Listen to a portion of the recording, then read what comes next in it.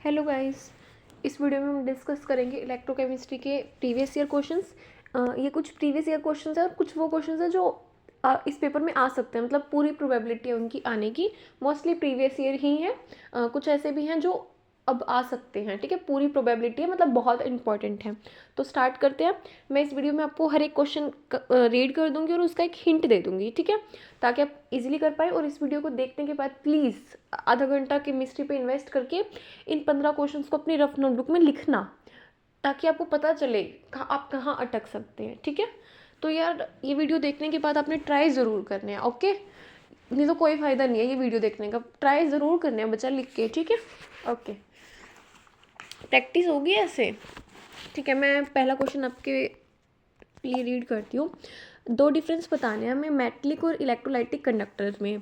Hint मैं ये दे सकती हूँ कि मेटलिक कंडक्टर है, इसमें जो कंडक्शन होगी वो इलेक्ट्रॉन्स के कारण होगी, और ये डिक्रीज़ होगा अगर टेम्परेचर बढ़ेगा। और यहाँ पे ये भी बता सकते हो कि जो रेजिस्टेंस है वो इसमें कर्नल्स के कारण होगा, लेकिन जो इलेक्ट्रोलाइटिक है उसमें जो कंडक्शन होगी वो आयंस के कारण होगी और वो टेम्परेचर से बढ़ेगा।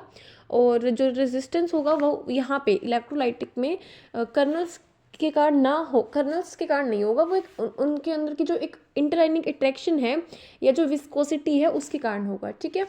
तो आयनिक, सेकंड क्वेश्चन है, आयनिक सॉलिड जो है वो इलेक्ट्रिसिटी को कंडक्ट करते हैं मॉल्टन स्टेट में but not in solid state, why. Obviously आप एक्सप्लेन कर दोगे कि कोई भी सब्सटेंस जो है वो इलेक्ट्रिसिटी को कंडक्ट करेगा अगर फ्री आयंस होंगे, तो वो कंसेप्ट लग जाएगा। अब आयनिक सॉलिड कंडक्ट कर रहे हैं बिकॉज उनमें फ्री आयंस है ना।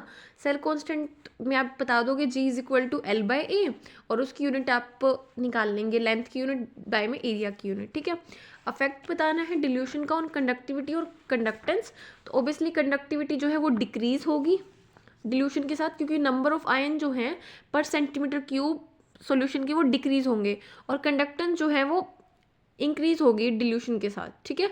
Weak electrolyte dissociate, weak electrolyte में आयंस बढ़ेंगे, लेकिन स्ट्रॉन्ग इलेक्ट्रोलाइट में क्या होंगी, इंटरआयनिक फोर्स ऑफ अट्रैक्शन जो है वो कम हो जाएगी, जिसके कारण रेजिस्टेंस कम हो जाएगा, और ऑब्वियसली जब रेजिस्टेंस कम होगा तो कंडक्टेंस ज़्यादा ही होगी, ठीक है। तो ये कंसेप्ट जो मैंने आपको ये बताया ना, कंडक्टिविटी और कंडक्टेंस का, ये इंपॉर्टेंट है। वेरिएशन मोलर कंडक्टिविटी का बताना है कंसंट्रेशन के साथ स्ट्रॉन्ग और वीक इलेक्ट्रोलाइट के लिए। तो आप यहाँ पे ग्राफ बना देंगे लैम्डा एम का और कंसंट्रेशन का, अंडर रूट कंसंट्रेशन का। तो हम ये देखते हैं, मैं आपको थोड़ा सा एक्सप्लेन कर देती हूँ। जैसे लैम्डा एम और मैंने अंडर रूट में यहाँ पे कंसंट्रेशन का ये ग्राफ बनाया, ठीक है। तो यहाँ पे मैं ये देखती हूँ कि स्ट्रॉन्ग इलेक्ट्रोलाइट के लिए कुछ इस तरीके से है और वीक इलेक्ट्रोलाइट के लिए कुछ इस तरीके से है। तो मतलब आपको यहाँ पे एक सेकेंड रुकिए, यहाँ पे आप देखिए ग्राफ कुछ इस तरीके से है, जैसे लैम्डा एम है और रूट सी है। ये पॉइंट इंपॉर्टेंट है, तभी मैं आपको बता रही हूँ। स्ट्रॉन्ग इलेक्ट्रोलाइट के लिए तो ग्राफ कुछ इस तरीके से है, और वीक इलेक्ट्रोलाइट के लिए जो ग्राफ होता है वो कुछ इस तरीके से होता है। तो जो स्ट्रॉन्ग इलेक्ट्रोलाइट है उसके लिए हम ग्राफ को एक्स्ट्रापोलेट कर सकते हैं, वीक इलेक्ट्रोलाइट के लिए हम नहीं कर सकते। जैसे स्ट्रॉन्ग इलेक्ट्रोलाइट के लिए यहाँ पे एक्स्ट्रापोलेट हो गया, वीक इलेक्ट्रोलाइट के लिए हम इसे एक्स्ट्रापोलेट नहीं कर सकते। ऐसा कुछ कंसेप्ट यहाँ पे यूज़ होगा, ठीक है। आई होप आप ये कंसेप्ट से बना देंगे। वीक इलेक्ट्रोलाइट के लिए भी एक्सप्लेन कर देंगे, ठीक है। वही ग्राफ को ये थोड़ा एक्सप्लेन कर देना है, ठीक है। ये स्लाइड तो मैंने आपको ग्राफ समझाने के लिए यूज़ की थी, okay. On the basis of E nought value, oxygen gas should be liberated at anode but chlorine gas should which is liberated in the electrolysis of aqueous NaCl, give reason. यहाँ पे आप oxidation और reduction potential का concept use करेंगे, है ना।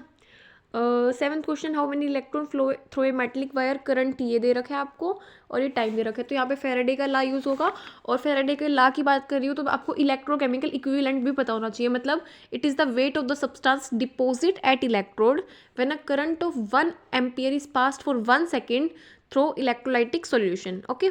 Electrochemical और electrolytic में डिफरेंस बता दोगे कि वो केमिकल को इलेक्ट्रिकल एनर्जी में कन्वर्ट करता है, इलेक्ट्रोकेमिकल, और इलेक्ट्रोकेमिकल में स्पॉन्टेनियस रिएक्शन होती है, इलेक्ट्रोकेमिकल में एक साल्ट ब्रिज यूज़ होता है, और इलेक्ट्रोकेमिकल में जो इलेक्ट्रोड है वो डिफरेंट मटेरियल की होती है, और इलेक्ट्रोलाइटिक ऑब्वियसली इससे अपोजिट हो जाएगा, ठीक है। उसमें एक इलेक्ट्रोलाइट होंगी और इलेक्ट्रोड जो है वो सेम भी हो सकती है, डिफरेंट भी हो सकती है, कोई साल्ट ब्रिज नहीं होगा, नॉन स्पॉन्टेनियस रिएक्शन होगी, और रिएक्शन जो है वो तब होगी जब हम इलेक्ट्रिसिटी को सप्लाई करेंगे। तो ये बेसिक सी बातें हैं, हमें इतना तो आराम से पता है ना। स्टैंडर्ड रिडक्शन पोटेंशियल हम Mg2 पॉजिटिव 2 मैग्नीशियम का निकालेंगे with the help of hydrogen, जिसे हम कहते हैं SHG, है ना। ओके, 9th वाला आप इजीली कर लेंगे। कहीं डाउट हो तो कमेंट कर देना, ठीक है। इक्विलिब्रियम कांस्टेंट की डेरिवेशन नस्ट इक्वेशन से निकालनी है, तो आपको कोई एग्जांपल लेना, जैसे जिंक और कॉपर की एक रिएक्शन करवा देना और वहाँ से जो नस्ट इक्वेशन है उसमें वैल्यूज पुट कर देना। तो यहाँ पे इक्विलिब्रियम कांस्टेंट के लिए हम इक्विलिब्रियम कांस्टेंट की बात करें तो ई सेल 0 हो जाएगा ना, तो वहाँ से कहीं ना कहीं वैल्यू हमारे पास ई नोट सेल की आएगी। और डेनियल सेल के लिए ई नोट सेल का क्या होता है, ऑब्वियसली 1.1 वोल्ट होता है। इंपॉर्टेंट बातें बता रही हूँ बच्चा। इसके बाद ट्राई करने क्वेश्चन को फ्यूल सेल और इसकी एडवांटेज बतानी है। तो फ्यूल सेल के बारे में बता दोगे ना। इलेक्ट्रोकेमिकल सेल होता है जो यूज़ होता है कन्वर्ट करने के लिए, जो एनर्जी प्रोड्यूस होती है ना कंबशन से, उसको वो कन्वर्ट करता है इलेक्ट्रिकल एनर्जी में। और जैसे कि फ्यूल्स जैसे कि हाइड्रोजन हो गए, मीथेन हो गए, मिथेनॉल हो गए, इन सबको यूज़ करते हैं। और एडवांटेज बता दोगे कि इसकी हाई एफिशिएंसी है, पोल्यूशन फ्री है, नेवर डेड, है ना, मतलब एक कंटिन्यूस सप्लाई होता है एनर्जी का। डिफ़िकल्टीज़ बता दोगे कि हाई कॉस्ट होती है इसकी, और कैटलिस्ट की ऑब्वियसली हाई कॉस्ट होती है कैटलिस्ट की। और जो कोरोजोवी जो क्या बोलते हैं हाँ क्या बोलते हैं उसको, कोरोजिवनेस ऑब्वियसली कोरोजन, वो जो है कोरोजिवनेस ऑफ इलेक्ट्रोलोड यूज़। हाँ, और कॉन्टैक्ट बता दोगे 3 फेस के बीच में काफ़ी ज़्यादा मुश्किल हो जाता है, ठीक है। ओके, सेल पोटेंशियल जो ये 12th क्वेश्चन है, 13th क्वेश्चन है और ये 14th क्वेश्चन है, ये सारा जो है तीनों ही क्वेश्चन जो है ये मर्करी सेल के ऊपर बेस्ड है।